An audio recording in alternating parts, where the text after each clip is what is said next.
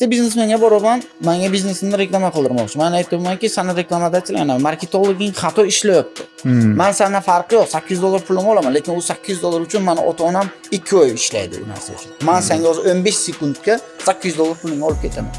Prosta vijdonan bitta qara. Sendan olgan pulni men oilamga yediraman, farzandimga yediraman, halollab olishim kerak. Men sana hozir 15 sekund gapingni gapiraman, olaman deb puling ketsam bo'ladi, lekin rezultat.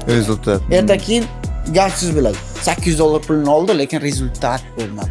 Men ana shu narsani hech qachon xohlamayman. Men kimdandir pulni oldimmi, kerak bo'lsa 3 oy kuttiraman, 4 oy kuttiraman. Aktivim zo'r bo'lganda reklamasini qilaman. Chunki u inson menga oilasini, rizqini qirqib pul bergan inson. Shu biznesim zo'r bo'lsa, o'sha insonga ham aytaman. Aka, biznesingizni pulingizni olganman, reklama qilmay qochib ketmayman. Reklamadachilardan biz shunday gaplashamiz. Sen bilan biz dogovor tuzadigan bo'lsak, seni biznesingni biz xudo xohlasa zo'r qilib beramiz, oxirida yana so'raymiz. Mendan rozimisan? Agar yo'q, kamchilik bo'lsa, bepul men reklama qilib beraman. Shu inson mendan rozi bo'ladi.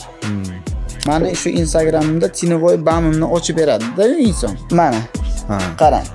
Mana assalomu alaykum, Halojon, yaxshimisiz? Salomatmisiz? Charchamayapsizmi, Halojon? Maytadan xabar keldi. Hop, 2-3 kun video qo'ymay turing. Men sizga aytaman, video qo'yavering deyman, qo'yasiz. Tekshiramiz, xudo xolasa. Yana apellyatsiya yuborganman. Menda Instagramimda muammo, ha? Endi men yozganman. Xo'p bo'ladi akajon, iltimos, reklamadatellardan pul olganman.